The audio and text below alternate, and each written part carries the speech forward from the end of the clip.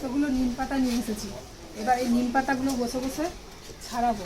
সকালবেলা গিয়েছিলাম আম দিতে, গতকাল আম পাড়া হয়েছে, সেই আমটা দিয়ে এই পাতাগুলো একটা বাড়িতে দেখলাম পাতা ছাড়ানো হচ্ছে, পাতাটা গাছ কেটেছে, তো আমি এখান থেকে কিছুটা পাতা এই যে ছাড়িয়ে নেবো, সব পাতাগুলো নেবো, ছাড়িয়ে ভালো করে ধুয়ে আমি রোদে শুকিয়ে নেবো। আর কিছুটা নিম পাতার চা খাবো।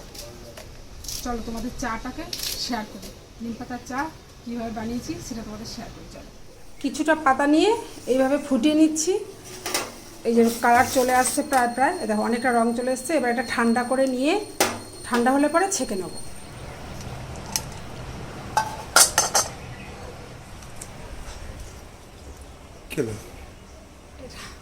এটা ঈষদুষ্ণ আছে, একদম ঠান্ডা করবো না, ঈষদুষ্ণ অবস্থায় এটাকে আমি খেয়ে নেবো।